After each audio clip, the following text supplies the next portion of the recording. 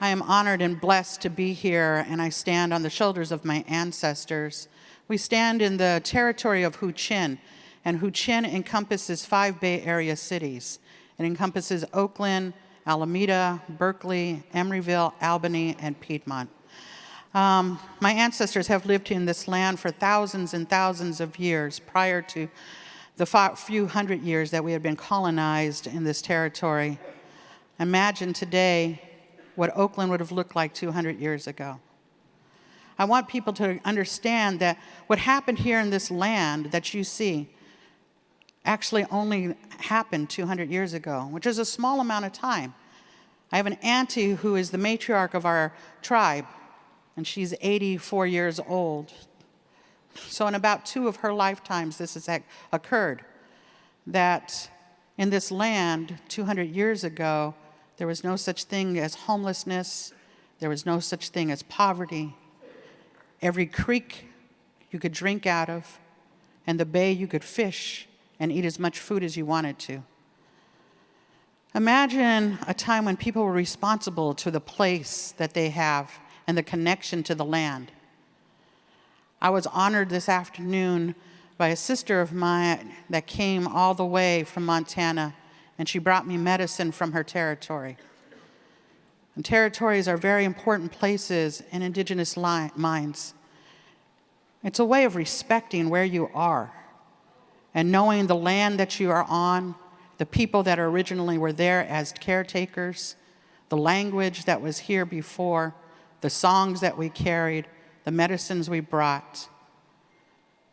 In 200 years, things have changed a lot in our territory. Imagine what you do now, today, as you go through to different cities. Some of you might have flown here to our territory, or caught a bus, or caught a lift. Many of you guys crossed over many territorial boundaries before you got to be at this wonderful gathering. And imagine 200 years ago being a guest in somebody's home or in their territory. 200 years ago, what would have happened was somebody would have stopped along those territorial boundaries, and they would have lit a smoke fire, and they would have waited on the edge until someone came to get them. And while they were waiting on that edge, back at the village, people would have been gathering food, and they would have been gathering places for the people to stay. They would have been getting ready for a good time and storytelling and gambling. And they would have brought this person to the village site and offered them food and a place to stay and had gambling and dancing. And after all of that, would ask them, what is your business in our territory? And it may have just been to visit relatives or friends. It may have been to ask to pass their territory so they could hunt or gather medicine. It may have been to bring a message to the people of that land. Nothing slows down today, but I want to thank Angelique for slowing down a little bit and bringing the medicine from their family to remind us of these responsibilities that we have that are very ancient, to remind us of our responsibilities of people that now live in indigenous territories. No matter where you live in what is now called the United States, you are living on Indian land.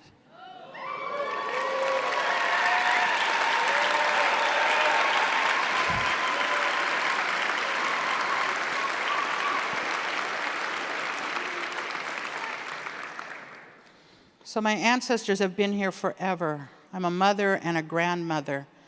And I'm so blessed that I have children and grandchildren who have lived on their land for their entire lives, who are bringing back the language, who are bringing back the songs, who are helping me to recreate one of our arbors, a dance place, a ceremonial site that hasn't been in our territory in 250 years.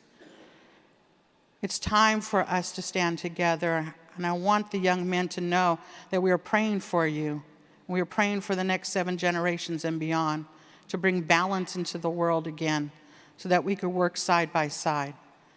I want to invite Michael Smith out here, who was honored us by inviting us to be here as a part of the Obama Foundation.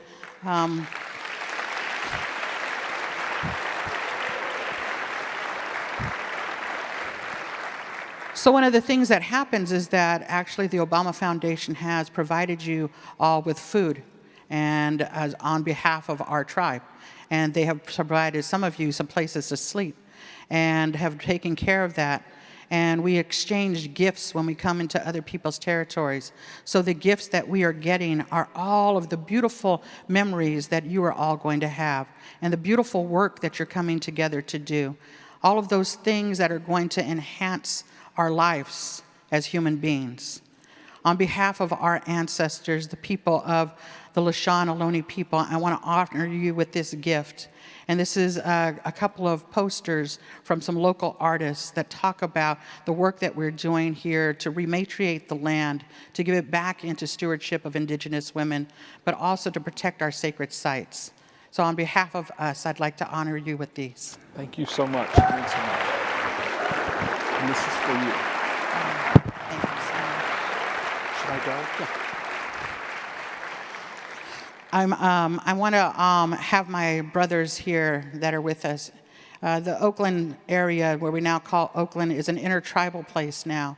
Part of the Relocation Act had many people from all different tribes come and move into our territory. And these two young men are going to honor us with a welcoming song today.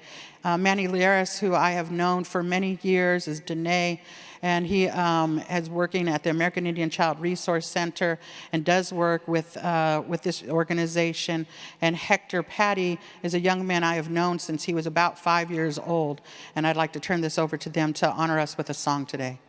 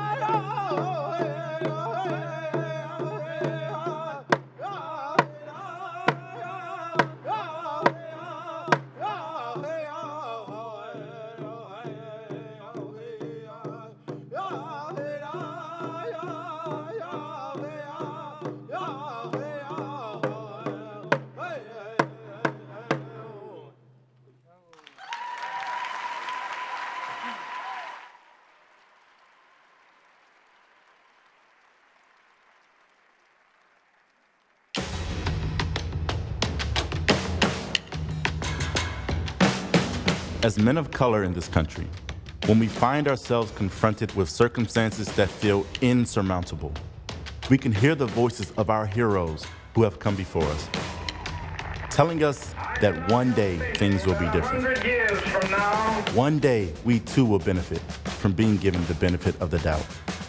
One day our mothers and fathers won't have to worry about us when we walk out our front doors. One day we will no longer be forced to remind people of the simple fact that we matter. One day our time will come. We started My Brother's Keeper because our heroes didn't tell us to wait for that day. They told us to work for it. This is something I will be invested in for the rest of my life. Not on our own, but together, the way they did, because they believe that the most powerful tool we have to fight injustice is each other. And since we began this movement with a simple refrain, I am my brother's keeper. I am my brother's keeper. I am my brother's keeper. Yo soy el guardián de mi hermano. we've proven time and again that they were right. We've seen strength in numbers create change in waves, and communities long overdue for a rising tide. We've seen people from every corner of the country come together to make sure our young men know that no dream is too audacious, and that one day we'll no longer have to say one day. We'll simply say today.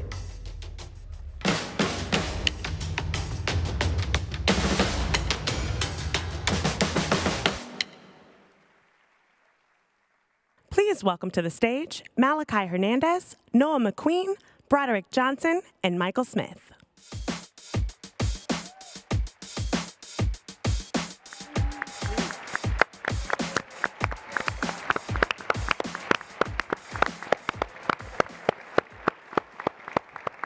Hello, MBK Rising. Hello. Hello, MBK Rising. Hello. Welcome, everybody. How are you all doing today? Woo! I can't hear you. How y'all doing? How y'all doing? How y'all doing? Yeah. That's what I'm talking about. Thank you so much for being here with us today in Oakland. The energy is incredible, the lineup is incredible, and I'm so thrilled to kick things off. My name is Malachi Hernandez, and I serve as a youth board member for the MBK Alliance. Thank you. From speaking at the White House to collaborating with the University of Arts London, I have been active with the MBK family since the beginning. I grew up in Boston with my mother and 4 brothers. While we have faced poverty, my mother has pushed us to be the best version of ourselves. Currently, I am the first in my family to attend college at Northeastern University.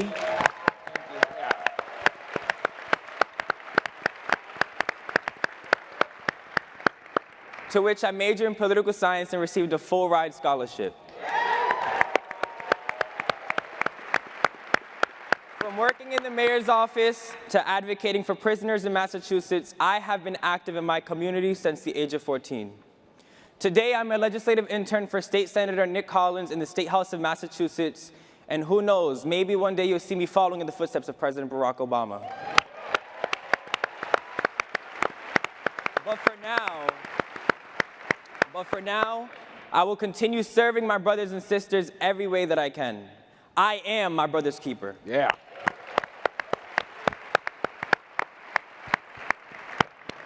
Thank you, Malachi. My name is Noah McQueen, and I'm so happy to be with you all today in Oakland. I am currently a sociology major at Morehouse College.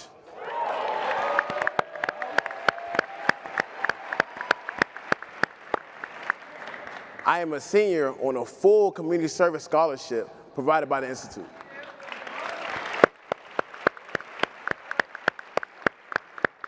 I was raised by a phenomenal single black mother. Yes. Along with 8 amazing sisters in Southeast Washington, D.C.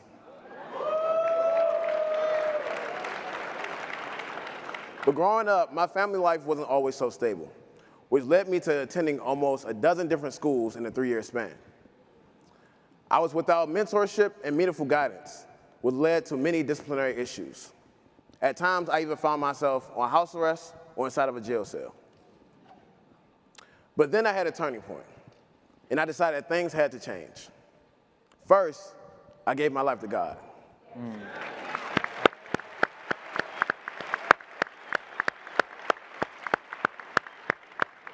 I then got my grades up, changed my outlook on life, and began to help other people. In 2015, I became a mentee through the My Brother's Keeper program at the White House. Today,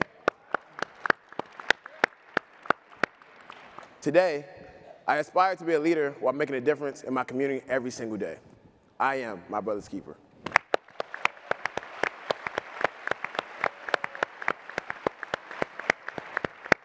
Young brothers are hard acts to follow. Thank you, Noah, and thank you, Malachi. My name is Broderick Johnson, and I am the chair of the My Brother's Keeper Alliance Advisory Council.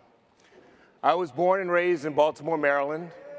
There we go, B-more, as many people call it, a great city that has produced towering heroes like Frederick Douglass and Justice Thurgood Marshall. I'm a proud son of B-more.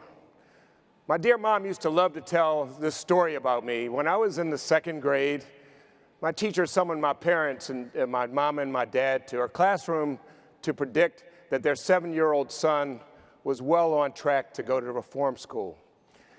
That was the 60s version of the school-to-prison pipeline. Well, my parents responded with, "Oh no, not our little boy." So they transferred me to another school. But they also said to me that they expected more of me. They expected me to start behaving. They expected me to take school more seriously. And my parents set me on a path that led me to college and to law school and to work for 2 presidents of the United States.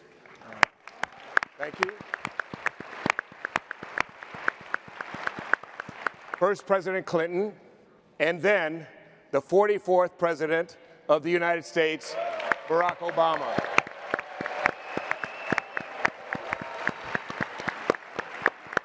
Five years ago, President Obama launched My Brother's Keeper from the East Room of the White House, a setting as majestic and grand as this setting we are here today. I'm proud to look out at all of you and to see how far this movement, again, this movement has come. So we gather here to celebrate our work and to share lessons with each other about how through our shared commitment, through our resources, and through a whole lot of love, we are transforming the lives of thousands and thousands of young men and boys of color like Malachi and Noah. There's still a lot more work to do, and I'm eager to continue with all of you to do that work, and with President Obama as well. And so, I too am proud.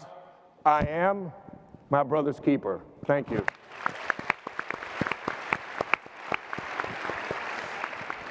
What's up, my brother's keepers? All right. Yeah. My name is Michael Smith, and I am Executive Director of the My Brother's Keeper Alliance and Director of Youth Opportunity Programs at the Obama Foundation.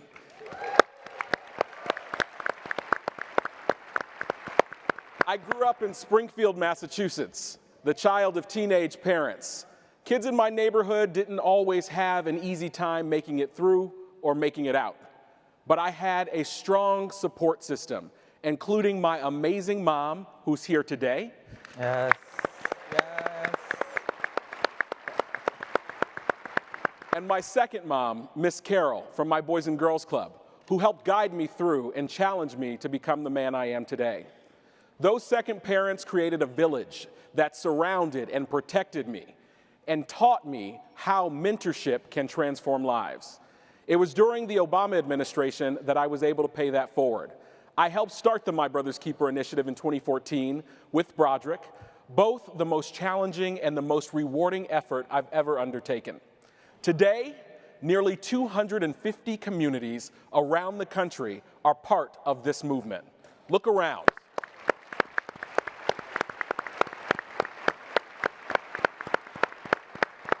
If you look around, you'll see that movement in this room today. And in those communities, I have literally watched lives change before my very eyes. I've seen young men defy the odds each and every day, growing up into talented, thoughtful young men like Noah and Malachi. And like them, I am my brother's keeper.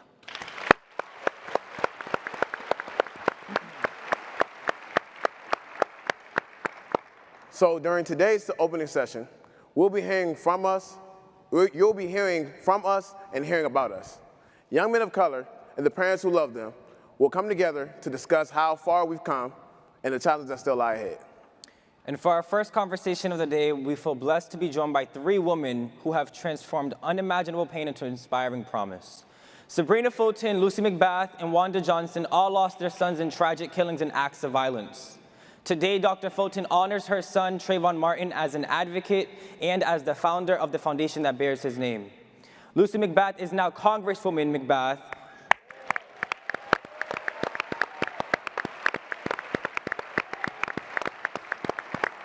And she pays tribute to the memory of her son, Jordan Davis, while serving as the representative of Georgia's 6th District.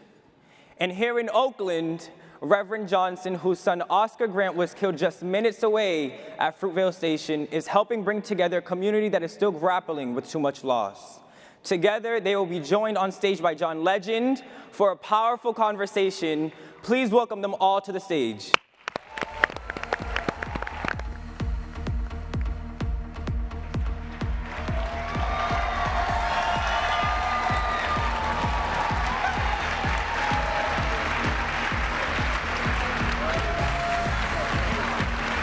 Women here for joining us tonight. We're gathered here marking the 5th anniversary of the launch of My Brother's Keeper. It's an initiative and a movement that's sparked by both tragic loss and by the possibilities of what could be for our sons and for our daughters And as I look out into the crowd at the faces of the people eager to make a difference, I want to just thank you all for being here and ask a question to our lovely guests here today to make sure we get their wisdom. The first question is to Dr. Sybrina. Dr. Fulton, over the last 6 years, you've worked tirelessly to emotionally and financially support families who have lost a loved one to unexpected gun violence. Could you share a little bit more about your efforts with the Trayvon Martin Foundation and what lessons you've learned in promoting healing and restoring faith among parents and among families? I'm very honest about the tragedy. It absolutely was something that was very sad and disappointing. But through the pain, we started the Trayvon Martin Foundation, and through the foundation as a vessel, we do have different programs like the Circle of Mothers, and these ladies have been to the Circle of Mothers, and it's about empowering other women. It's about strengthening other women. It's about healing. It's about educating other women and for them to go back into their communities and help other mothers. So through the foundation, we have a scholarship program. We have, we do a back to school program. We do Trayvon Martin Foundation Remembrance Weekend. And we just ask people who want to participate in the Trayvon Martin Foundation to go to our website. It's TrayvonMartinFoundation.org. How has it helped you through your grieving process to work with other grieving mothers and fathers, and how has it helped you through that? I can certainly say one of the things that helped me was I was broken, I was hurt, and I really didn't know how to deal with that type of pain. And so I started helping other people in my community. I started helping other mothers, and I reached out to other mothers that I've heard that were victims of senseless gun violence like my son was. And so through that, I started helping other people. And when I started helping other mothers, it kind of took the pressure away from what I was going through. And so that has worked for me, you know, and I know it's God's grace and mercy that actually took me through everything that I went through. And I thank God, you know, that I'm still standing. But by the same token, just to get through all of this, I definitely can say that I was helping other women and other mothers, and that kind of helped me. Thank you so much. Reverend Johnson, in your recent opening prayer at the Purple Gala hosted by 1,000 Mothers to Prevent Gun Violence, you quoted Ecclesiastes, "To everything there is a season." So what advice would you give us in this season of movement building when so many leaders on the front lines of social justice are grappling with the pain, the fatigue, and the emotional weight that we carry with us? So I first thank God. In the book of Ecclesiastes, it says that there's a time and a season for everything. And so when we look at that time and a season, and in today's environment, when our leaders are grappled with pain and going through different things, one of the things that I want to say is, number one, don't lose your faith. Stay hopeful. Continue to fight. Stay in the press. No matter what it looks like, don't give up. Keep pushing. The second thing that I want to encourage you to do is, as you stay hopeful, don't lose faith. Sometimes we want to give up. But a boxer, when he gets in that ring, his purpose is to win. And he takes the left jabs and he takes the right jabs. And he doesn't give up, but he keeps on fighting. He keeps on going. And so in that, I say to you that no matter how it may seem like the changes are not coming, it may seem like we're still facing injustices, but don't look at it face value, because eyes have not seen nor ears heard, neither has it entered the hearts of man, the things that God has prepared. And so even though you may not see it physically, you still have to keep believing that it's going to transpire, it's going to take place. And the last thing that I want to say is this: it's important for us to unify as we fight to equal rights, as we fight for justice, as we fight, and we must come together as one. We have to band as one.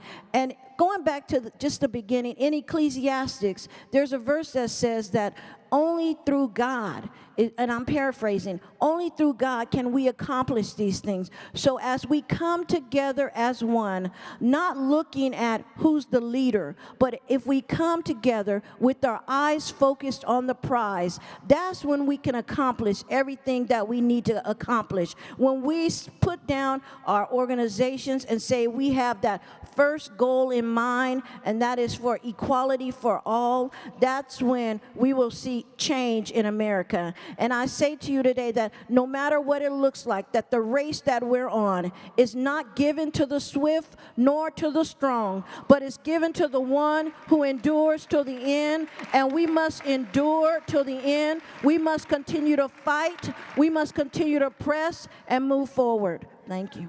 Thank you, Reverend. The word. Thank you so much. Now we have a newly minted Congresswoman in our midst today.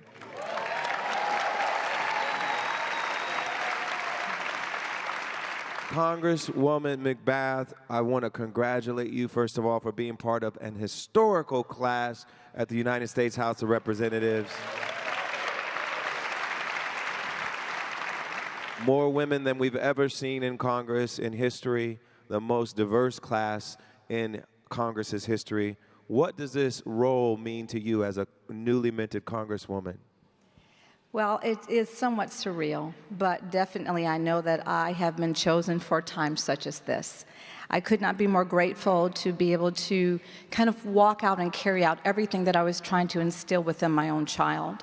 I was teaching Jordan to care about his fellow man. I was teaching Jordan to stand up in the face of diversity and unrighteousness and to speak out for those that did not have a voice. And so for me to be able to execute the very things I was trying to teach him is truly a blessing for me, and I'm very excited to be part of such a great class that really, I think, stands up to be what democracy looks like now across America.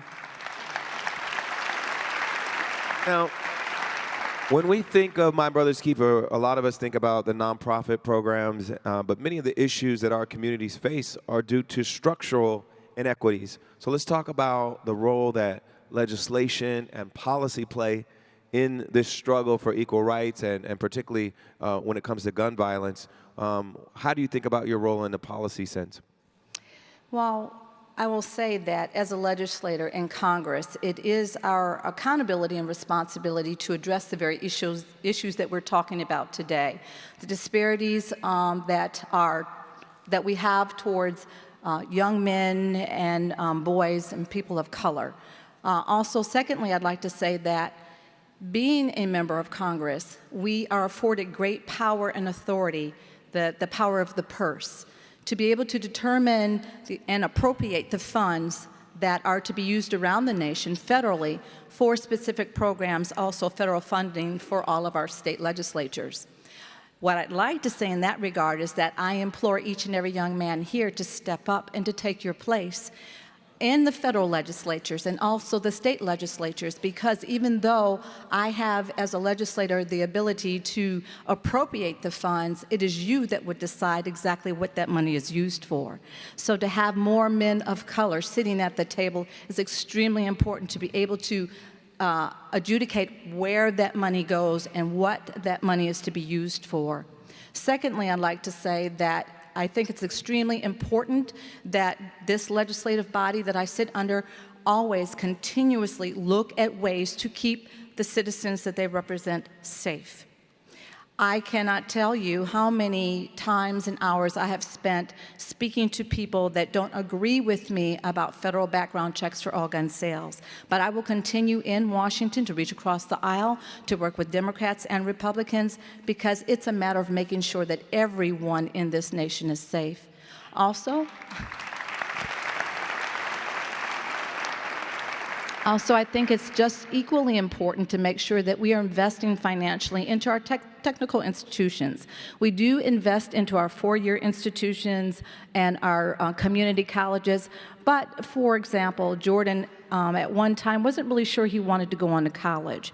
And so I think it's prudent to make sure that we're investing in our technical institutions, our trade schools, because it's a matter of economics. If a young man decides that he doesn't want to go to a four-year institution and he decides to become a tradesman or an entrepreneur, then he is actually keeping the economy strong within the community that he lives in. He won't be forced to go outside of the state to find work. And he's adding to the ability of the economy to be strong and vital. So I think these are things that we always need to be considering as a legislative body, but I would implore each and every young man, stand up and take your place, take your seat at the table.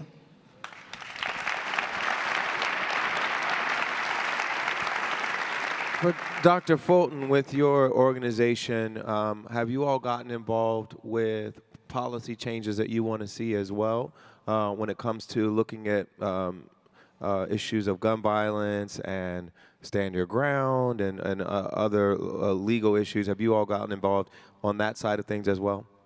Yes, we absolutely have gotten involved, but it's pretty hard to, it took a long time for us to get in the situation that we're in, and we're finding ourselves in a hole, and it's hard to get out of that situation with changing Stand Your Ground to try to revise it or try to amend the Stand Your Ground law. But there is legislation that they are trying to make changes to Stand Your Ground and also to gun laws.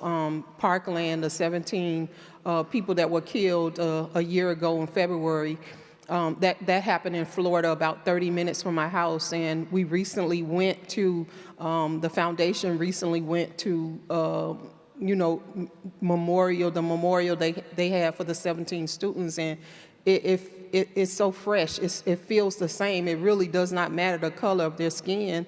It's just, you know, that 17 lives were lost. And so they definitely have to do something about gun violence and gun laws and making sure that we have stricter laws for gun owners. So let's talk a little bit, thank you. Let's talk a little bit about the emotional aspect. What is it like as a mother to, after your son and your family have already been victimized, to see their names in the press and you see people on different sides of the issue demonizing them, trying to make it seem like it was their fault that something like this happened to them? Can you talk about what it feels like, any of you, as a mother, to see that? Well, of course, you know, as we've said over and over again, this is a club that no one wants to be a part of. Yeah. I wouldn't wish this on anyone. But I think that each of us also understands the larger picture. I think that, you know, we're all God-fearing women, and I think that we've understood that God is using our children and using our families and our tragedies for a larger purpose, and that we have a mantle that we carry on our shoulders, not just for our families, but for our communities and for the nation. And we are leading the charge in what I call this modern-day civil rights movement. The civil rights movement that has still been taking place, and we're just leading this phase and this charge of it. But we do take this very seriously. We know that much is at stake, and that we bear the burden of every child, every young man that we look at. We see our sons in your faces. And so we continue to champion and fight with every breath of our being because we know that it matters. Reverend, you want to talk about that as well? And so, just to add on to what Congresswoman said, as we see each one of you, and we work to not only see you, but to encourage you, to let you know that God has created you for this time, and that He has created each one of you with special gifts, talents, and abilities to be able to lead this nation for us, because you are our tomorrow, and you are the ones who will lead us as we are getting older. You will be the ones who will be on the front lines. And so because of that, we want to make sure that the laws and the legislation is for you. We want to make sure that you are having the equal rights. We want to make sure that you're having the education that you need. We want to make sure that you're having the jobs, the employment that you want, and the equal housing. We want to make sure that you are treated equally as all people. And so in that, we will continue to fight. We will continue, when we see any injustice, to speak up about it so that our voices are heard and so that people are held accountable for their actions.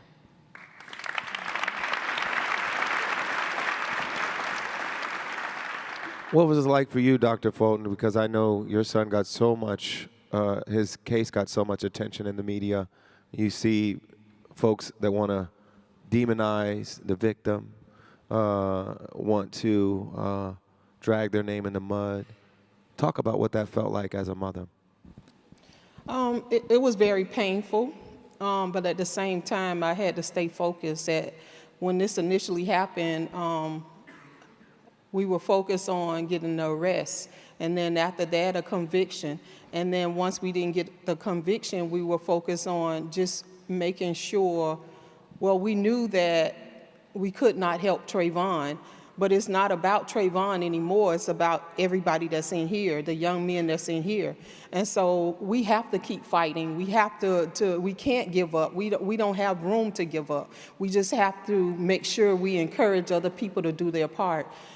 Even though my son's name was everywhere, even when I went in other countries, his name was being said, and it was on the news in other countries as well.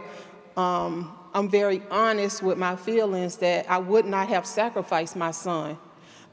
By the same token, because Trayvon was a sacrifice and Jordan was a sacrifice and Oscar Grant was a sacrifice, we have to stand up and be the voice for the voiceless.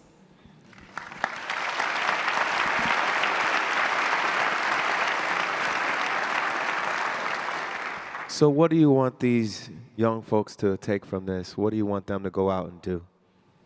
Reverend?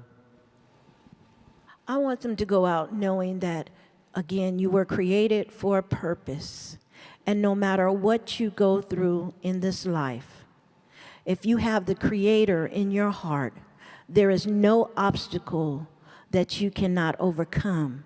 And even though you may fall, the Bible says that a righteous man falleth 7 times, but he gets up again. Even though you may fall, you may stumble as you have set goals. But I want to encourage you to get up again and keep pressing forward. That there's nothing that you cannot obtain if you keep your focus on the prize and if you have God as your creator in your life. There's nothing that you cannot overcome. And so I just want to encourage you today is that even if you're in college and it may seem like it's too hard, there's no time limit. All we say is make it to the finish line, graduate, and continue pressing forward. And you can become whatever you have set in your heart to become as you continue to work on that. And know that you are uniquely different from any person that you even sit next to. And what you have been called and assigned to do, can't nobody but do it but you. And so don't look at your neighbor when it seems like your neighbor is excelling. Don't look at your neighbor, but just keep your eyes on your goal. And if you do that, if you allow no jealousy to come into your heart, but if you keep focused on what you're assigned to do, you will be successful and you will make it at every obstacle that you face. Thank you, Reverend. Congresswoman, would you like to give a final message to the group? I want you to know that you are good enough. You are smart enough. You are wise enough. You have everything that you need to succeed. Stand up Take your place. Do not be afraid. I know that there are things in the culture around you that would have you to be afraid or to fear your ability to be successful. But understand and know that all of your ancestors before you and all of your communities and your families and your parents support you. You stand on our shoulders, and we are here for you. Go forth, do what you are ordained to do and be, and do it in freedom, and do not be afraid. Dr. Fulton. I brought my son along with me, and I kind of looked out in the audience, but I don't see him right now.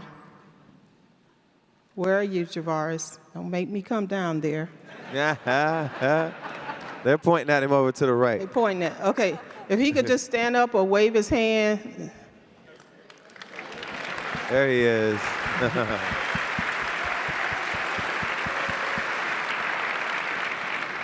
So I'm going to talk directly to the young guys. I'm going to talk directly to your brother's keepers. I just want you to know that although Trayvon is not here, for me to watch him grow, to watch him excel, to watch him be great, I want all of those things for you. I want all of those things for my son, just like I want for you. I want you to be educated. I want you to be strong. I want you to be followers. I want you to be leaders and not followers. I want you to do whatever your mind is telling you to do and stay focused on what you need to do. I want you to surround yourself with positive people. I want you to always keep a word in your heart. You gotta have a word. You gotta have it. Because guess what? When everybody else is gone, you have to encourage yourself. So that's what I want for you.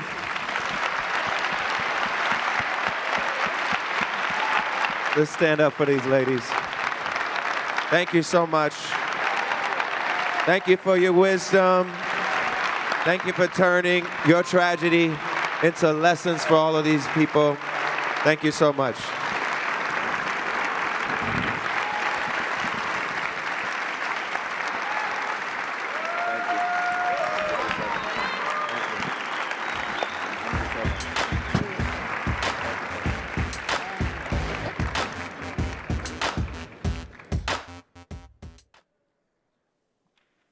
And the Oscar goes to John Stevens and Lonnie Lynn for Glory. Selma.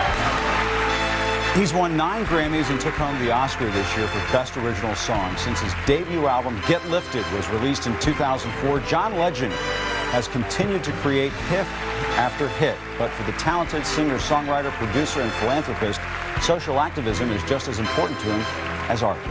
We wrote this song for a film that was based on events that were 50 years ago, but we say that Selma is now because the struggle for justice is right now. Well, I think it's part of what an artist does. We're supposed to tell the truth. We're supposed to inspire people, reflect what's going on in the world, and I think part of that, we can be a voice for the voiceless. You won an Academy Award for the song Glory, which you co-wrote with Common, and you said more black men are under correctional control than they were under slavery in 1850. This is personal for you. I've had family members that have gotten caught up in the system. I've had family friends that I grew up with that have been caught up in the system. John Legend is traveling across the country to help solve America's prison problem. You went to a prison to perform, if I'm not mistaken. I went to a what was prison that in like? Austin. I went to a prison in Sacramento. I went to Old Folsom Prison where Johnny Cash performed. The term mass incarceration is kind of trending in the lexicon. A huge portion of our population has been through the justice system in some way or another. That means either they've been in jail or they've been in prison or both. What do you say, John, to really make people understand why you feel so passionate and committed to it? We are the most incarcerated country in the world. We have 5% of the world's population, and we have 25% of the world's prison population. That means we lock up people at a higher rate than any other country in the world. And Legend is wasting no time taking action. Hello, how are you? He recently launched Unlock Futures, a program that will invest in business and entrepreneurial ideas for people who have been released from prison. We've seen that redemption and transformation can happen in our prisons, our jails, and our immigration detention centers, giving hope to those who want to create a better life. after serving their time. Imagine if we also considered the front end of this prison pipeline. What would it look like if we intervened with rehabilitation as a core value, with love and compassion as core values? We would have a society that is safer, healthier, and worthy of raising our children. And if we support those impacted by mass incarceration, we can all heal together.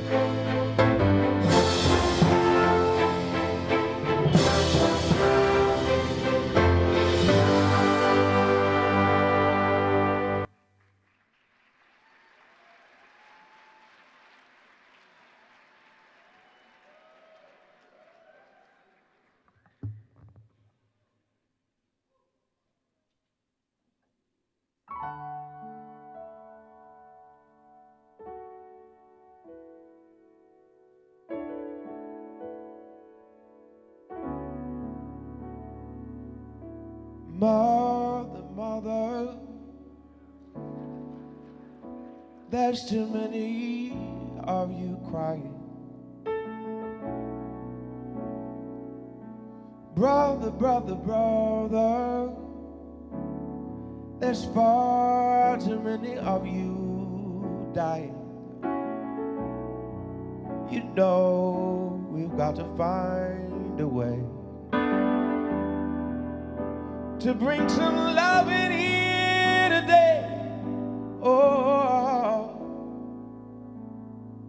Father, Father, we don't need to escalate.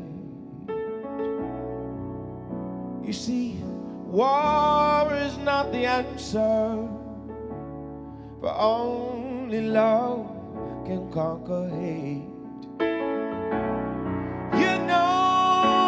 Got to find a way, bring some understanding here today.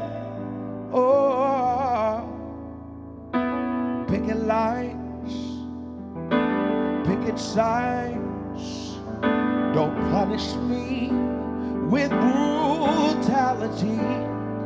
Come on, talk to me so you can see. Oh, what's going on? What's going on? What's going on? Hey, what's going on? Oh,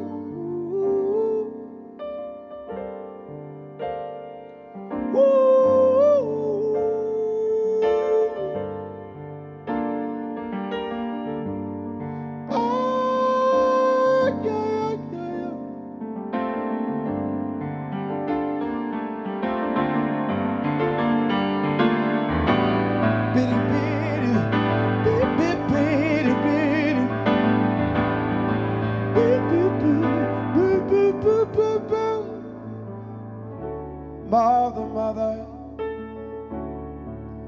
everybody thinks we're wrong. Oh, but who are they to judge us? Simply because our hair is long. You know we've got to find a way, bring some understanding.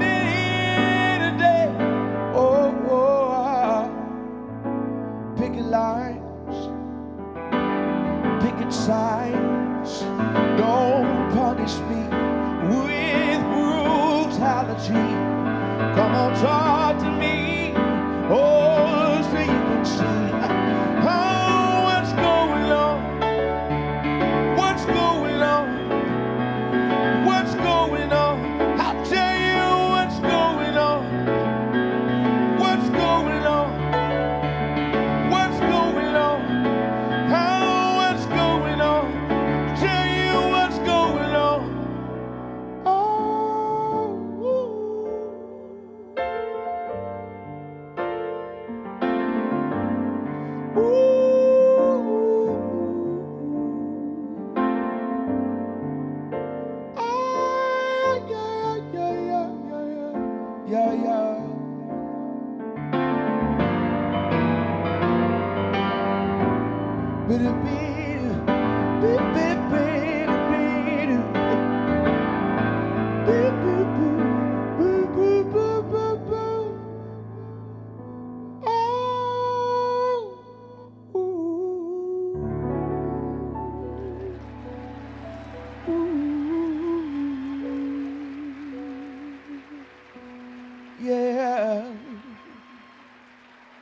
Thank you so much. God bless you.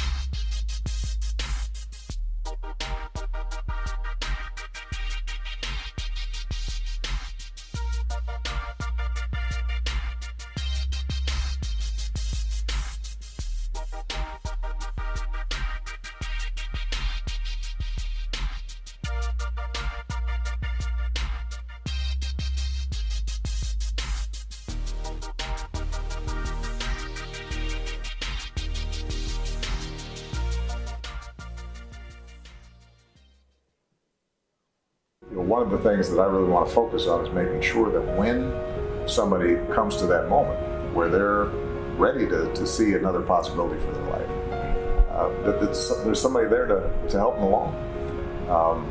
That's this program. Yeah, well, that's what My Brother's Keeper is all about, is trying to figure out in each community when young men like you or me come to a point where we're looking for direction. There's some guideposts. There's some people who are helping to take us down that new path. I know you said you had your low point. What was that like? What did that feel like? What got you out of that point? Like, what was it? I think really what it was increasingly realizing that who I said I was or who I wanted to be didn't match up with my actions. And one of the things that I always say is if you want to know what your values are, you can't just listen to what you say. Look at your actions. You know, how do you spend your time? How do you spend your money? I think you give others a lot of confidence and a sense of what's possible for them, and that makes me real proud. And you shouldn't feel like you can't make mistakes at this point. You're 18 years old. I promise you're going to make some more as you go along. But one of the things you've discovered is you've got this strength inside yourself. And if you stay true to that voice that clearly knows what's right and what's wrong, sometimes you're going to mess up, but you can steer back and keep going. And you'll have a lot of people around you who love you and support you. I know you're going to do great things.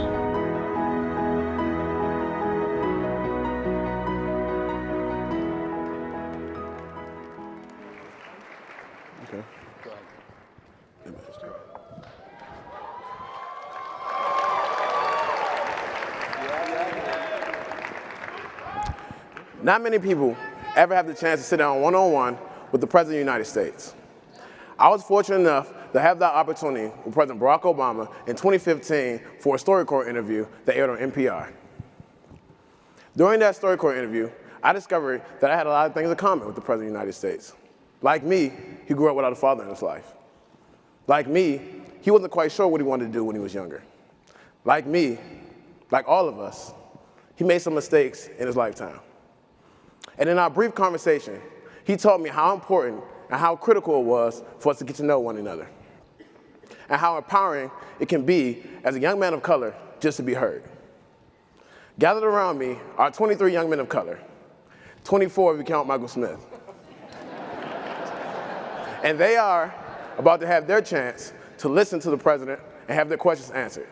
Please welcome them, along with President Obama and Steph Curry of the Golden State Warriors.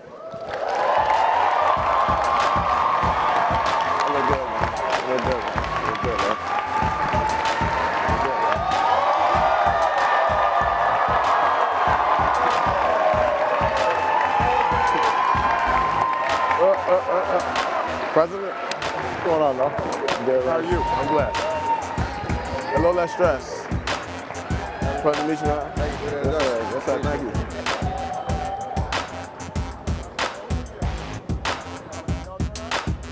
I almost said the President of the United States. Ooh. Yeah.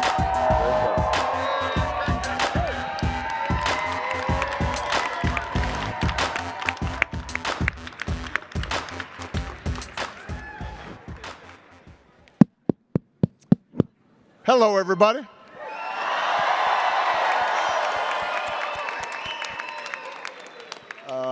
For those of you who don't know me,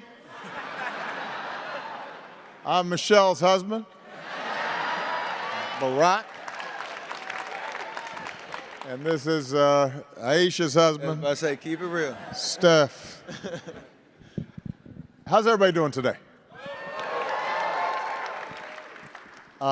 Before we get started, I just want to say thank you to Oaktown, City of Oakland, for doing a great job hosting us here today. Got the mayor right in the house, and thank you, Madam Mayor. I want to thank all the organizers who've put in enormous efforts in making this happen, but most importantly, I want to thank the young people who are participating here today, because this is all about you. And with that, I'm going to turn it over to somebody who has brought a lot of joy to this area. And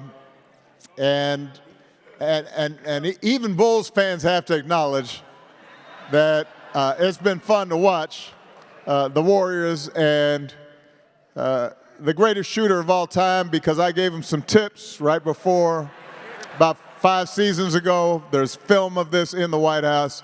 Mr. Steph Curry.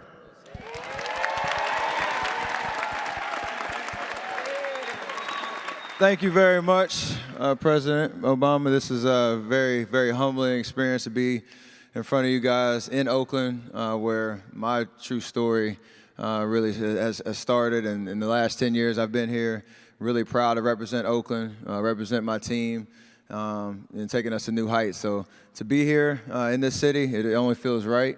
To be able to host you and the entire MBK program, it means a lot. So I think I want to start. We obviously know why we're all here and celebrating what MBK means and what it has done and the future plans. But I want to kind of take it back to where the initial seed was planted. What was your initial motivation behind the initiative? And really, I guess, what has changed from the start to post-presidency and the plans that you guys have been trying to initiate for sure? Well, from the moment that I was elected president, I was constantly thinking about how do we make sure that everybody in this country has opportunity and every child is valued. And although this is the greatest country on earth and there are still people who are able to rise despite disadvantages, the fact of the matter is that there are a lot of neighborhoods that are still left behind. There are a lot of young people who sadly don't have the resources, don't have the support, don't have the attention that other communities have. And so we were working on a whole range of issues, from education to health care, you name it. But when Trayvon Martin was killed while I was in office, and some of you remember, although actually some of you are so young you may not, I was asked to speak on the issue, and as somebody who is the head of federal law enforcement, I could not comment on the particulars of the case, but what I could say was that Trayvon could have been my son.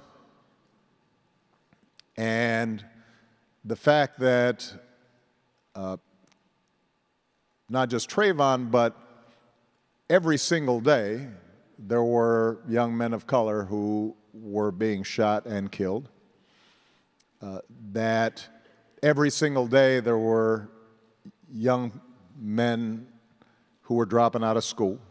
Every single day there were too many who were more likely to end up in prison than in college, required us as a society to wake up and to find ways in which we could come together and say to all of our young people, but particularly young men of color who, on a whole bunch of indicators, were having a more difficult time in this society for a whole range of historical reasons, we had to be able to say to them, you matter. We care about you, we believe in you, and we are going to make sure that you have the opportunities and chances to move forward just like everybody else. And so it's out of that we decided to set up My Brother's Keeper. And the idea was that the government had a role to play in making sure that policies were put in place that weren't systematically disadvantaging young men of color. For example, statistically, it was shown that black boys, Latino boys, Native American boys were far more likely to be disciplined, suspended, and expelled from school, oftentimes for behaving the same way that other boys were behaving, but there were different standards in terms of how they were judged in school. So, for example, the Department of Education, we created different guidelines that said, here's how you should think about discipline, because these are not disposable young people. These are our future, and we've got to make sure we're investing in them.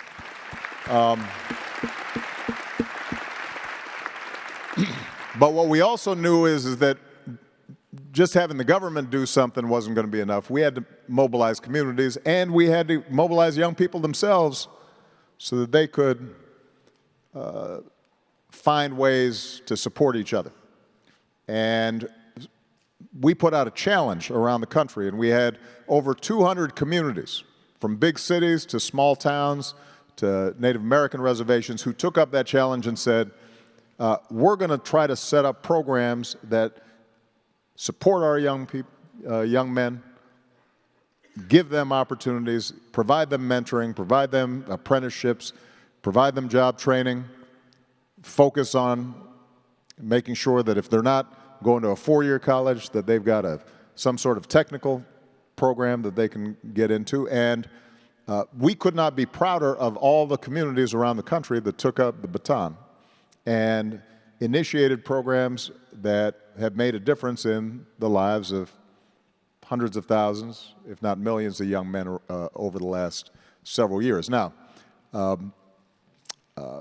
I lost my job because that's the way it works, you know, you get retired.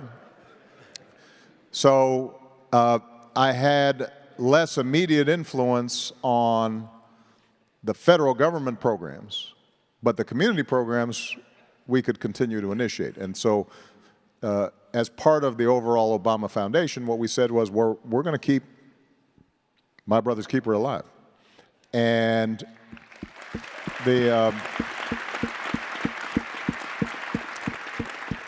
and thanks to the outstanding work that was being done in local communities, and some of the key leaders from across the country are gathered here today, that spirit of investing in boys and young men of color has continued and thrived, so that, for example, an organization in Chicago that I sat down in a circle with some young men in a high school, Hyde Park High School, right across from where we're building our library, a program called BAM, Becoming a Man, outstanding program. Started off with 400 young leaders involved. Now they've got 7,000. They just started a new chapter in Boston. And,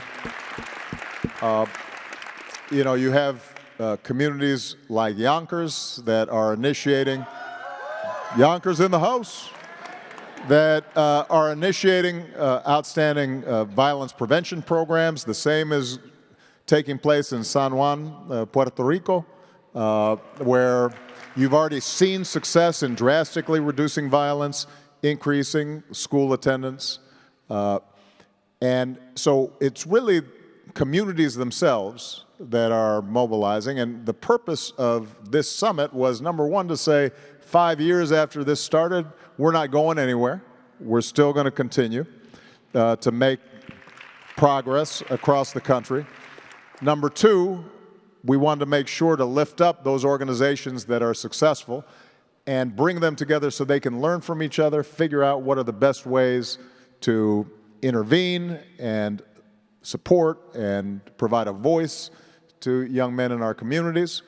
And number three, and most importantly, give us an opportunity to see outstanding young men all across the country that are not reported on enough, who are doing positive work, who are leaders in their communities, who are succeeding in school, who are supporting their brothers, who are being respectful to their sisters, who are the kinds of young men that are going to be leaders of this country in the future. And that story is not told often enough. And the young men who are sitting on this stage and who are in the audience, they represent that kind of excellence. And for us to be able to bring them together so that they can learn from each other, support each other, and ultimately lead together, that's the thing that's most important to us. One of the most exciting things I heard since I showed up today was when we did our PSA about 4 years ago, where you taught me how to keep my elbow in. Exactly. Yeah, he was. Helped me. He was kind of. I was kind of chicken winging. Chicken winging a little bit, and it wasn't working. So you helped me with my resume. That's exactly right. All that kind of good stuff. Right. Obviously, I had the best mentor in that regard. But in terms of from that PSA, the action and the following that we've been able to accumulate in a short amount of time, 50,000 new mentors have signed up since outstanding PSA. So talking about the acknowledgement and the understanding of the impact we can all have in terms of what our expertises are, our perspective on the world, and mobilizing in our communities. The action has been followed, and it's all because of the idea that you had at the beginning. Well, it helped that you were in the PSA. Let's face it, nobody wanted to see my jump shot. But it does raise this question, Steph, and I know there are other folks who were here. Richard Sherman was by, and obviously John is an amazing musician. One of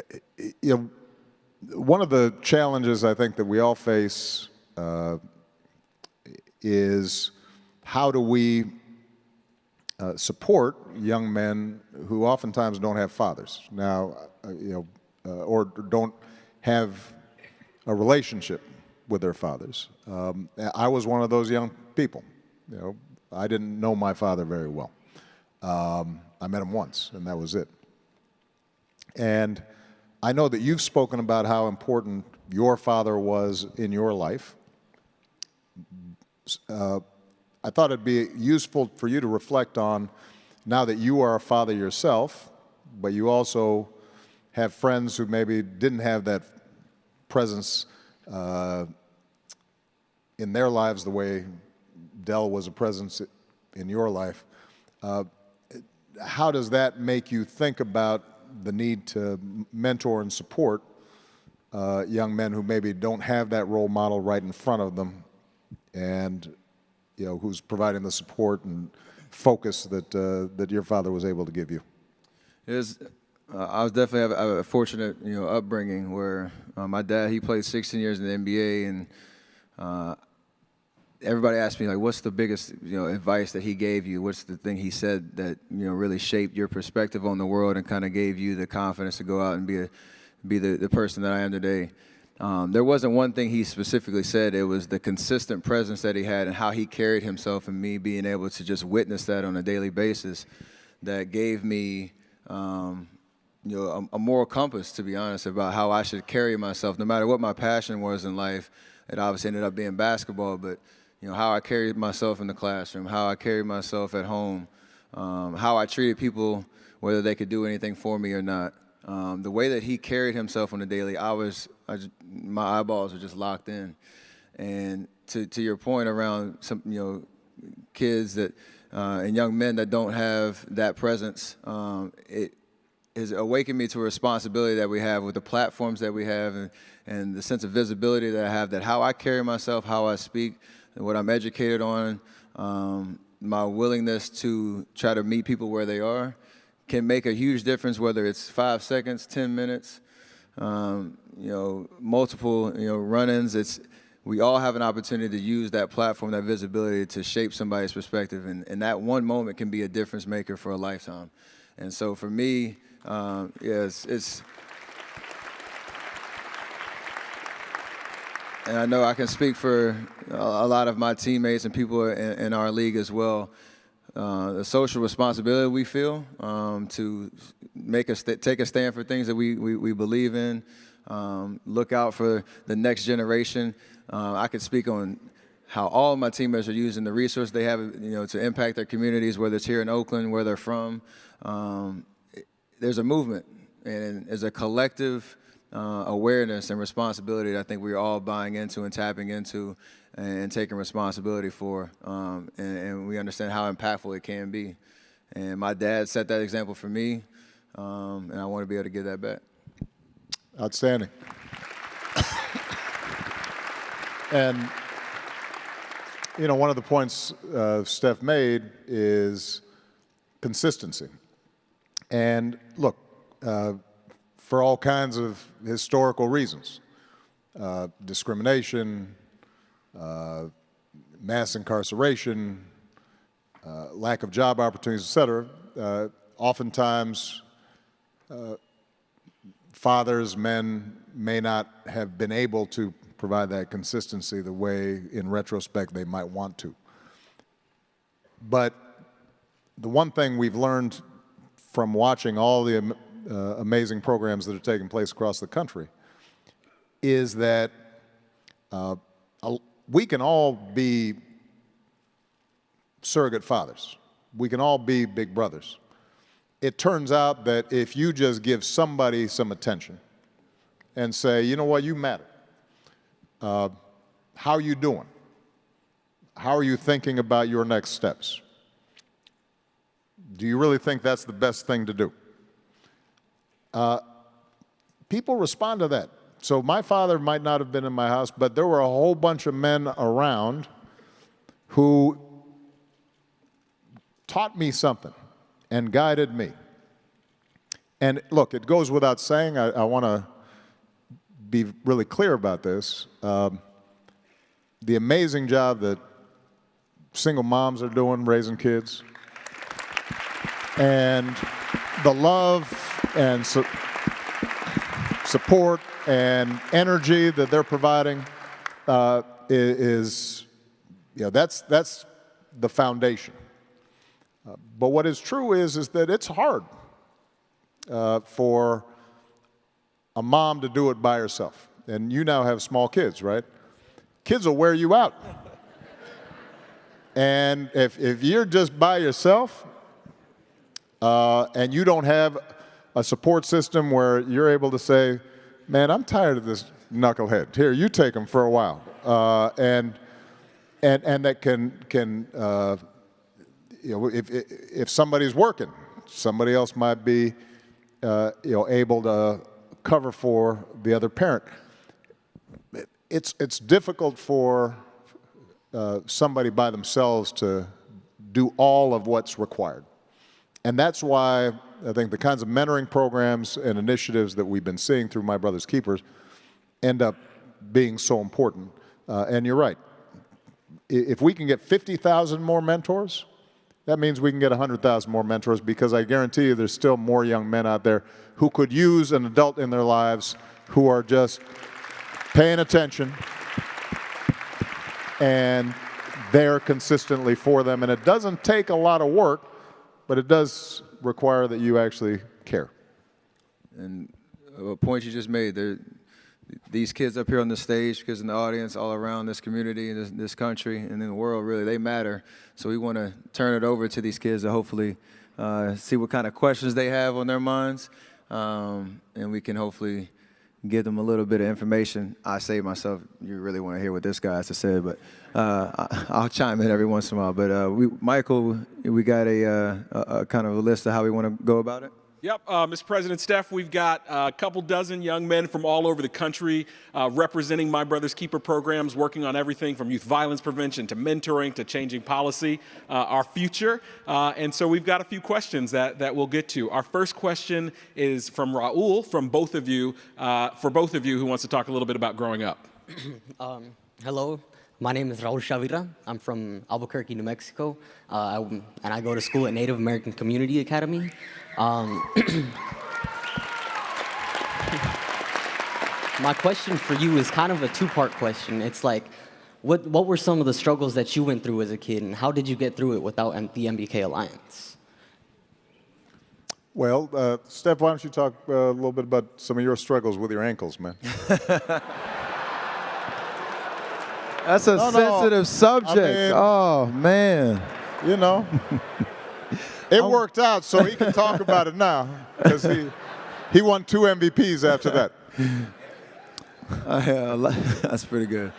I got no comeback for that one. Yeah, I just have to wear these big bionic braces now. So I had to overcome my ankles with these braces. No, I think my major struggle was the self-confidence, to be honest with you. Growing up with a passion to play basketball and people thinking that my future was kind of destined based on what my dad did, that wasn't the case for me. My journey was entirely different. And just in life in general, self-confidence was something that wasn't always natural for me. It took me a while to get to a place where I was comfortable in a room or comfortable dealing with challenges and understanding that I had it in me. I had the talent, I had the belief, or had the talent and the skill set, but the confidence to kind of get over that hump was a process, and I had to rely on the community that was around me to get me through that. Now, I always tell people, you have to be your biggest cheerleader at times, but that's harder to do than you might think. And the village that was around me were my biggest supporters and trying to allow me to understand what I was capable of. To not back down from any challenge. I understand that I was put on this earth for a reason, and I was and whatever that was going to manifest itself with my attention to detail, my work ethic, and things like that. But it was a constant struggle. So the swagger and the confidence you see on the court right now, it wasn't always there. It took me a minute to get there, but I had to continue to grind. And so wherever you are in that process, just keep fighting. Yeah.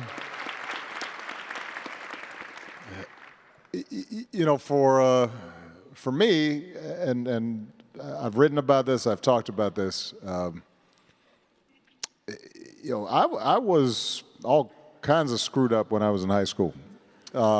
So many of you are way ahead of where I was at the time in terms of your accomplishments and your focus and your commitment to something larger than yourself.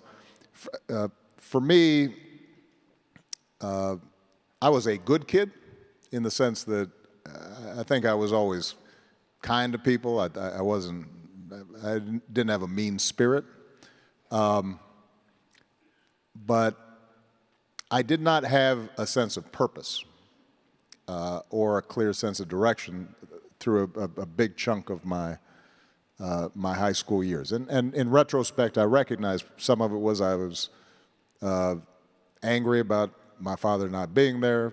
Some of it was I was growing up in an environment as a African-American boy where we didn't have a large African-American community. So there were all kinds of reasons for why I was acting out the way I did. And we didn't have My Brother's Keeper. I did have a foundation of love from my mother and my grandparents. And I think that wherever you can find it, having one person who believes in you and you can count on, and it may be your mom, it may be your grandma, it may be an uncle, it may be a coach, whoever that is, I think you have to kind of hang on to that. What Steph just described of people who believe in you, you may not always find it exactly the way you would want it, but somebody out there is believing in you, and you got to listen to them and bring them into your life.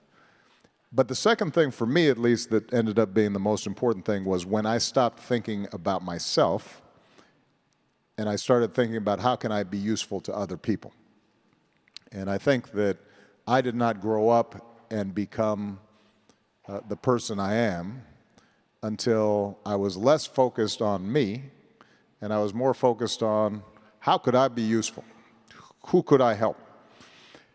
Because the amazing thing is when you help somebody, when you're a positive influence on somebody, when you're working hard on behalf of somebody, and you see that impact, that gives you confidence. You say, oh, I actually was useful to that person. They actually feel better because of what I did. Or over time, as I developed my career, that person's got health care that didn't have it. That makes me feel good. That child is able to go to college and they couldn't afford it before. And I think we live in a culture where a lot of times we are measured, our worth is measured by how much money we have and how famous we are. And I will tell you that at the end of the day, the thing that will give you confidence is not that, because I know a lot of rich people who are all messed up. And I know a lot of famous people who are all messed up. We both do. And the thing that actually you will find as you get older that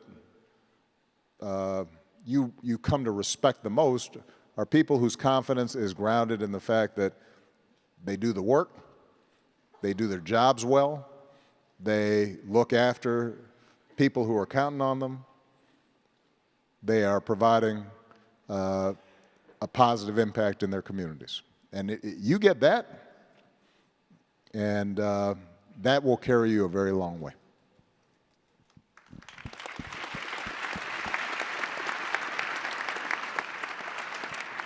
Our next question is from Keyshawn, who wanted to talk about policing in prisons. My name is Keyshawn White. Excuse me.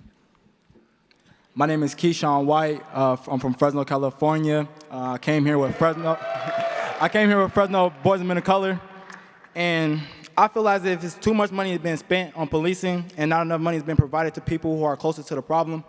How can we create a system that empowers the community members who are on the ground doing great work every day to reduce crime and actually have solutions and relationships needed to make long-term change and transformation?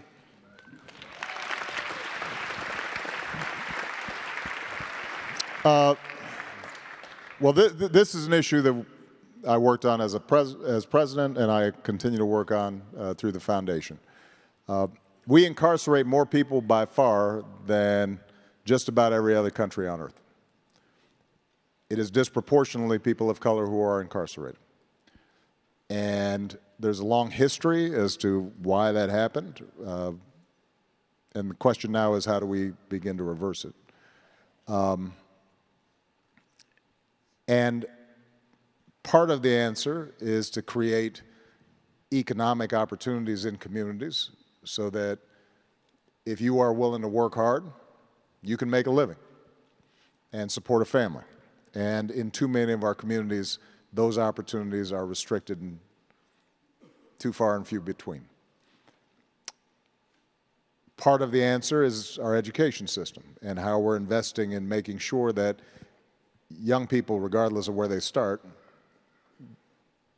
get a good start in life. Because for a lot of our young people, they fall behind early. And it's hard when you're behind early. If you can't read at your grade level when you're young, you start feeling like, well, maybe I'm stupid, when in fact, no, it's just that somebody didn't give you the time that you needed in order to succeed, and the kids who are doing better had advantages you didn't have. So we've got to make those investments.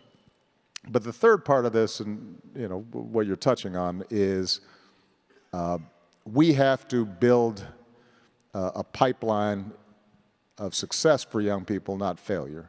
And that means that the criminal justice system itself has to make some changes. If you want to know where most of that work needs to be done, though, that most of that work needs to be done at the local level and not at the federal level. Because one thing that I think people don't realize is that most of our criminal laws are state laws. They're not federal laws. Most of the prison population are state prison populations, not federal prison populations. And so one of the things that communities have to do in terms of mobilizing is getting educated on who's making decisions about the drug laws, the parole system, the bail system, the district attorneys at the local levels, and making sure that the people who are in those positions of power are knowledgeable about the communities they're serving, care about the communities they're serving, are committed to justice in how they apply the laws. And too often, folks don't know who those folks are. They're just somebody. And the police, in fact, some communities need more police, not fewer police. But the way that police operate in those communities, building trust, knowing who's so that if somebody, just because they're wearing a hoodie doesn't mean they're a criminal. That kid, he's doing great in school. That's just the style. He's been watching what Steph's wearing. Right?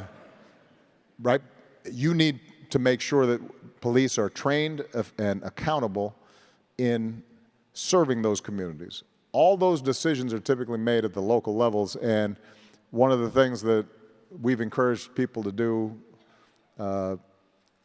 both in MBK but also during some of the other incidents that occurred during the course of my presidency, was let's put together toolkits so people understand who makes the decision. Do you have a state's attorney who is committed to applying the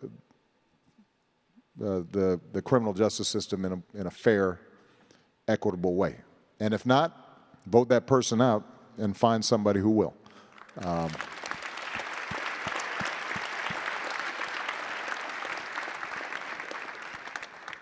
Mr. President, I think that one of the guides that people can find, it's the Task Force on 21st Century Policing that you started, and that guide and that toolkit is still out and available, and communities are continuing to make progress if people want to look that up. So one of the things that we did, Mr. President and staff, is we opened up for online questions, and we got hundreds and hundreds of questions, as you could imagine, and so we selected a couple of those. And I think this one, both of you as fathers of daughters, is a really great question. It's from Portia Brownridge from the great city of Oakland, California. Oaktown. Is that the Oakland dance right there? I got to give San Francisco some love, too, our partners, Mayor Breed. Portia's question is, I understand that young boys and men need a space of their own to discuss and support each other.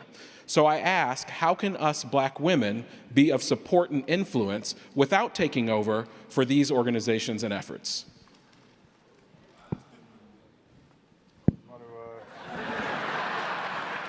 If you want, you good? I know, we're going to get in trouble now. They said, nah. I think acknowledging the fact that it historically has been a situation where a group of men have had a hard time being open about their feelings and things that they're, may have anxiety over, or issues that they don't want to be completely transparent about, and that the acknowledgement of that kind of situation and finding different outlets and resources that young men, old men can, older men can. Why are you pointing at me? Can tap. Why did you point at me? General direction. Can tap into in terms of investing in themselves and their mindset and their perspective. It's important. So. I would say, from my experience being an athlete and being in a locker room of 15 men, there are conversations that we may have about real things that we're going through that may be tough to articulate outside of that, but just the respect level of like, or the understanding that, you know, those conversations we're bouncing ideas off of each other. We're just trying to figure out how we can better ourselves, you know, individually and as a group. And that is a very powerful setting to be in. That's been my experience in the last 10 years, and I've learned so much from my fellow teammates, from different backgrounds, from, you know, different walks of life who've had, you know, different experiences, and we've really, I think, committed to opening up, you know, that space, and that's something that I've tapped into. So in terms of just respecting that environment, I may not be able to come home and say exactly what was all said, but that is something that is bettering me as a husband, as a father, and that will have ripple effects throughout the community as well, that anybody that kind of comes in contact with me.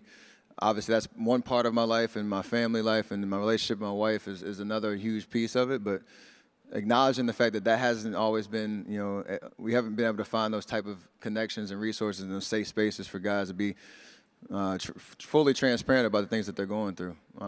That's my best answer to it, for sure. That was an excellent answer. Yeah. Look, a couple of things that are worth pointing out. Number one is young women of color and young women generally need enormous amount of support too. They carry a double burden.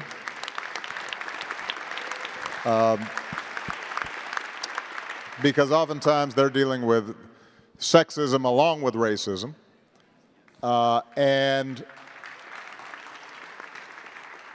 as a consequence, for example, through the foundation, we've got sets of programs, for example, something that Michelle and I started called Let Girls Learn that is now carrying over, not just here in the United States, but internationally, to make sure that young women are provided the educational opportunities that too often they've been denied in areas like science, technology, and math, where oftentimes they're steered away from those opportunities, despite the fact that those are excellent careers and they're entirely capable.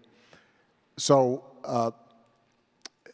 part of the reason that we set up My Brother's Keeper was not because girls have it easier, but frankly, it's what Steph said, which is a lot of young men in this society, particularly young men of color, have difficulty finding the space and the resources and support to deal with their issues. And they've got issues. We've got issues. A good example, just in my own household. When me and my boys get together, we'll watch a game or we'll play a game, and sometimes we'll sit there for an hour and we won't say nothing, but we're watching the game. And then we'll go play a game. And afterwards, Michelle will ask, well, you know, like, how's Steph doing? I heard, he had this issue. And I was like, oh, really? I didn't know, because we're watching the game, you know? Well, you were with him all day. What? No, I didn't know. We didn't talk about that, right? Michelle, she will get with her girlfriends, and they'll show up at noon, and they'll be sitting there and they're talking. I'll leave, come back 3 hours later. They are still talking. All they've been doing is talking the entire time about every piece of business they got, right? And, they've cried, they've oh, child, you should have seen, they've broken down every terrible thing that I did, and, but he's worth keeping anyway, even though he's not. So they've broken it all down. That's a difference. And it has to do with socialization, but what that does mean is, I think, that there is the ability to talk about vulnerabilities, challenges, doubts, lack of confidence, et cetera, in settings for women and girls that sometimes aren't available for men. Now, in terms of how I think young women and women generally can support young men, I think saying you matter, we respect you, we recognize the challenges you are under, that is always important, hearing that. But I also think there's nothing wrong with also having high expectations and demanding accountability from young men. Because I think that sometimes, and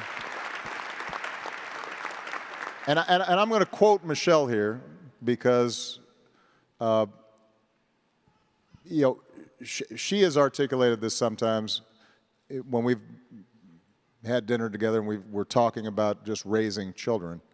You know, that saying about how moms sometimes they'll raise their girls, but they'll mother their boys. They will overcompensate for the challenges that are out there by saying, "Oh, honey, that's okay," even though sometimes it's not. And I think sometimes our young women allow young men to get away with stuff that they probably should not. So, I actually would, on the one hand, support, understanding, listening. You know, that's true of any human relationship. But also expectations about, as a young woman, how should you be treated by a guy you're going out with, and making sure that guys understand, no, that's not how I expect to be treated. I think that is also important because we tend to rise to the expectations that are set for us. If a young boy is taught early on, you know what, you are going to be kind to people, not bully people, that will have an impact. If you say you treat young women with respect, they are not objects, they are human with the same, you know, aspirations and desires and are just as worthy of respect as you are, that has an impact. So you got to set that tone early in life.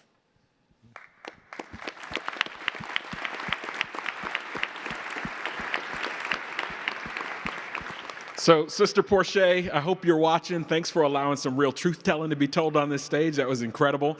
And check out Mrs. Obama's Global Girls Alliance. I actually share an office with the young woman who leads that program. So we're thinking about these at the Obama Foundation on both sides. So, Mr. President, you said you wanted to talk about hopes, dreams, and anything that was on the mind of our young men of color. So our next question is from Leo, and he wants to talk about music.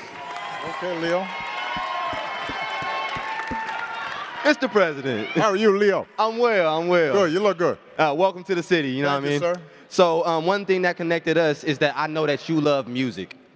Love music. I watched an interview where you said that Kendrick's album was better than Drake's. Well, why are you stirring stuff up now? I'm curious to know why, but more importantly, what role does music have on your life, and what role can music have when it comes to liberation, policy change, social change, and all those other items? Okay. What can music play when it comes to that? Are you a musician? I am a musician. I figure you are. Well, I'm going to have to listen to some of your tracks now. You know, Leo, I'm sure will have, you know, he can give me a little taste. You know, it's interesting when Raul, was it? When we were talking earlier and you were asking about what challenges I went through, I do think that especially when I was young, music was a empowering factor in my life.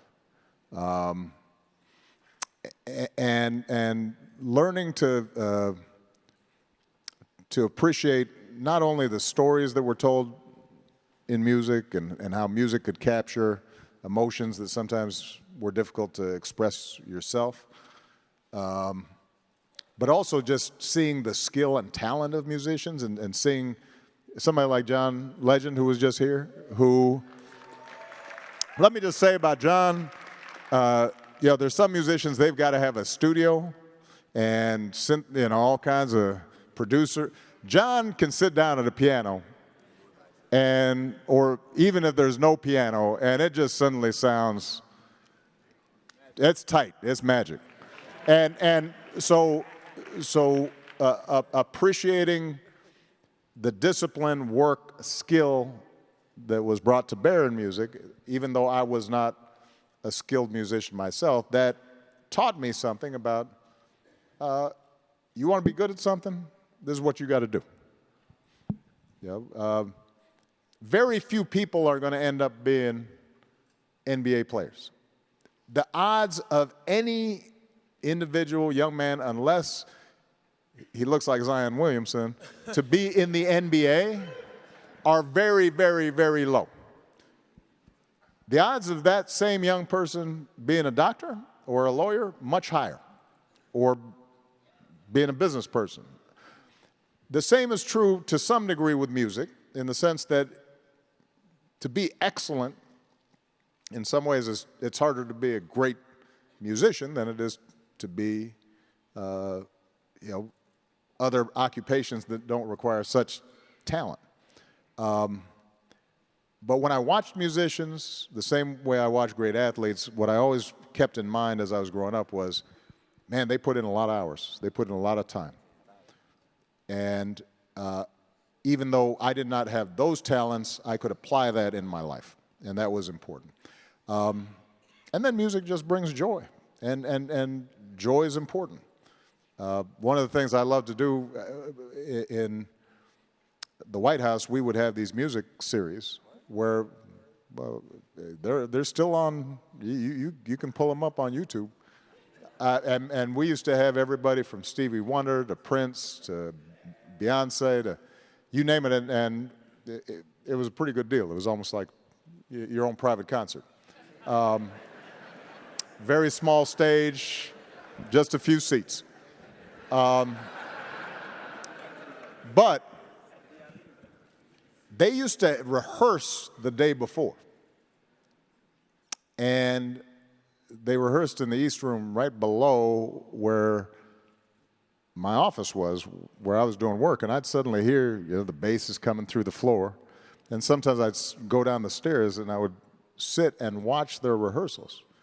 And it didn't matter how famous, how accomplished these artists were, man, when they were really focusing on the song and watching them collaborate and support each other and teach each other, no, here's how this should sound, and here's how we should work this. And the generosity that they showed each other, that also taught me something, because most great music is not done in isolation. Most great music is a collaboration.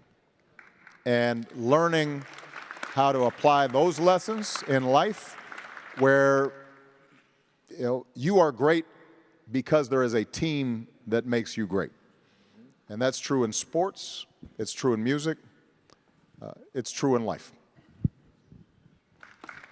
But Steph, feel free to chime in on your views on Drake or Kendrick. I'm really tight with Drake, so. He's a Toronto guy, man. He's a Toronto guy. My wife is from Toronto. Oh, okay, I got you. So, yeah, you messed this family. That's family. But to all your point around, like, the strength in numbers mindset around how great things come to fruition, I'm an example of that, what we do on the court. And the joy that comes out of that is second to none. Because nothing great is done by yourself, like you said, and the memories that music has in terms of where you are in a certain time and place. You can hear a song and go right back to that moment. The same thing when I see a certain face, a teammate that I played with and we had a great moment. As soon as I see his face, I know, hey, that's what we're going to talk about. We're going to enjoy the great moments and the things that we learn going through that. There's a lot of synergies there that are very, very memorable and impactful in terms of our experience doing great things for sure.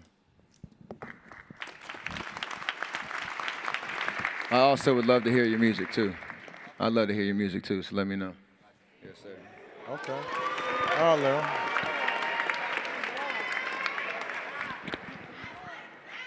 We're going to make that happen. So, Mr. President, we have the next question from Alejandro, who wants to talk about masculinity. All right. Hi, my name is Alejandro Galicia. I'm representing Sacramento. I'm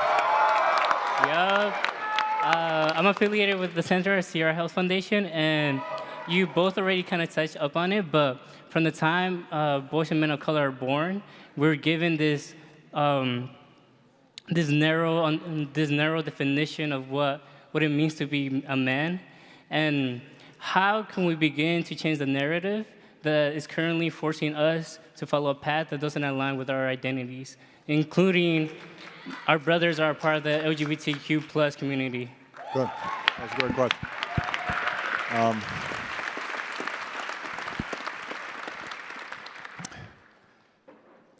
You know, it's something that I think all of us have to recognize, that being a man is first and foremost being a good human.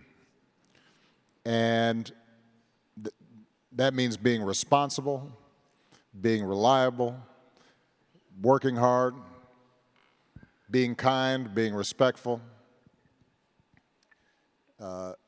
being compassionate. And the notion that somehow defining yourself as a man is dependent on, are you able to put somebody else down instead of lifting them up? Are you able to dominate as opposed to support? That is a old view, and a view that thankfully I see a lot of young people rejecting, because each of us have gifts that express themselves in different ways, and some of us have gifts of art and music, and what we're really attuned to is people's feelings and sensitivities. And that's magic, and we need that. And then some people have gifts that have to do with being an amazing athlete, or have to do with being great at math.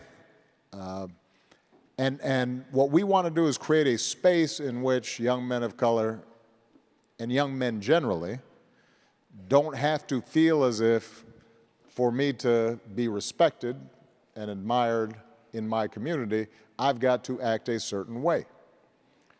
A lot of the violence and pain that we suffer in our communities arises out of young men who nobody's said to them what it means to be respected.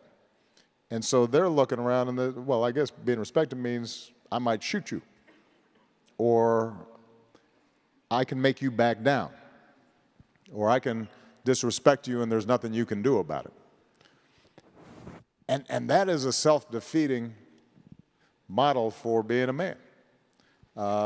So we have to constantly lift up examples of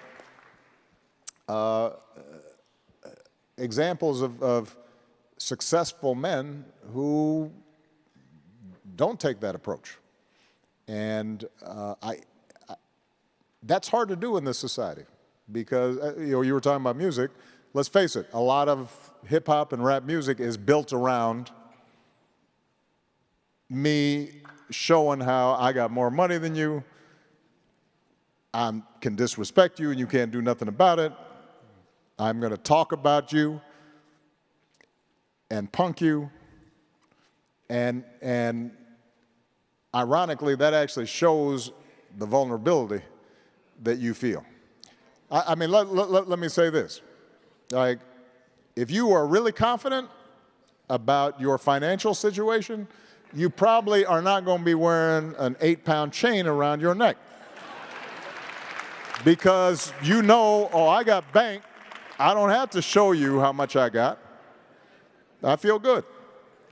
if you are very confident about your sexuality, you don't have to have 8 women around you twerking.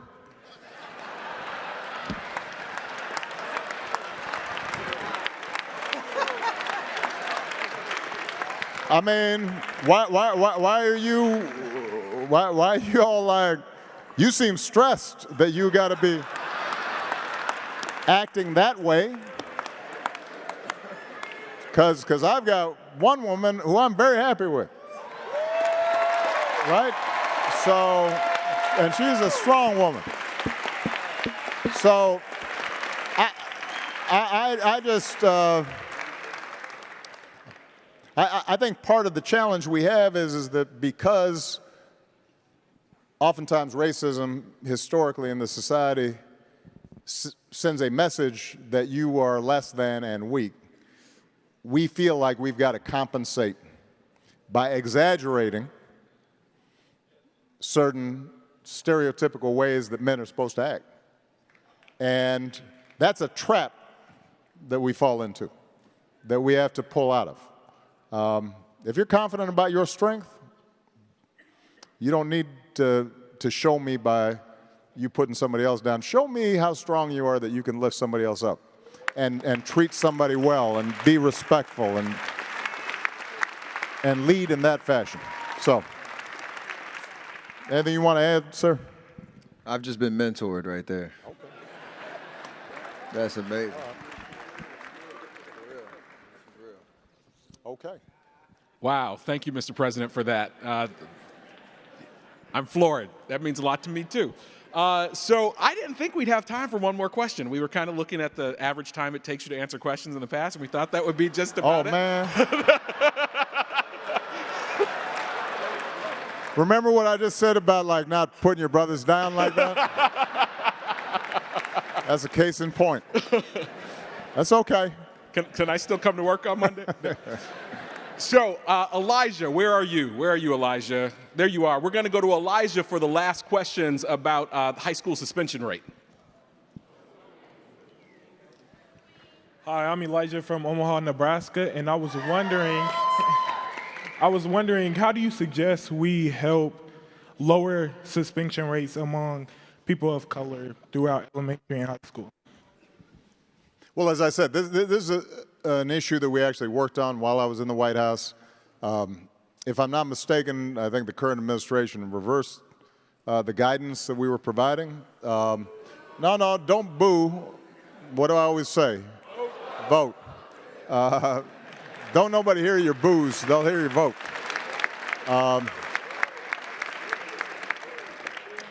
But that was just federal guidance. It was not requirements. So what that means is that it is still possible for school districts and school boards to make good evidence-based decisions about how to deal with school discipline.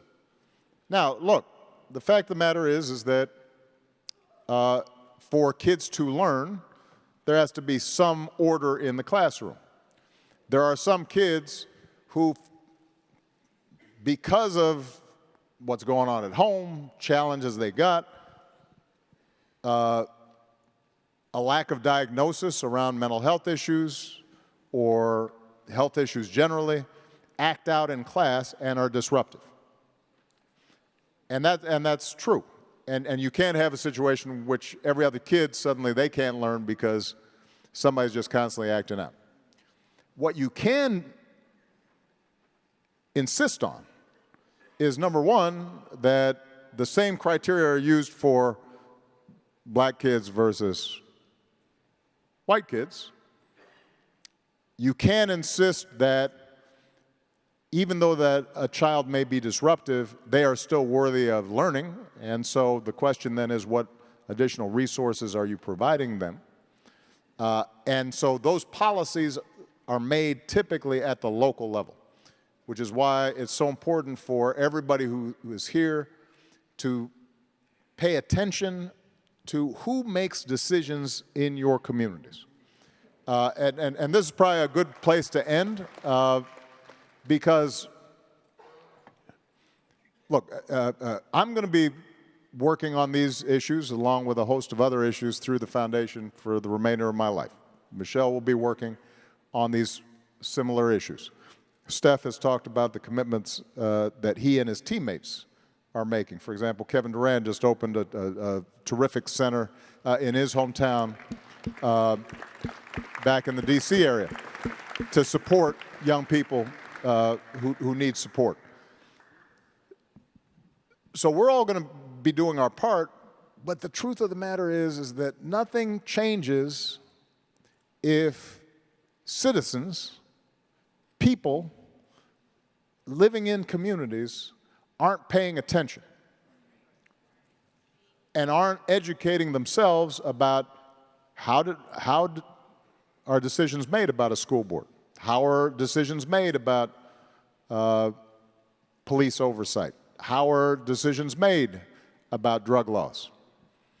And you can have a bunch of politicians or celebrities talk all they want, but ultimately what will actually bring about change is when all of you go back to your respective communities and activate and educate yourselves, and then insist that whoever it is that's in charge of making those decisions is making them on behalf of communities for the right reasons in the right way. And if there aren't people who are doing that, as I said, they should be replaced. And if there's nobody to replace them, then you should step up and prepare yourself to replace them. So,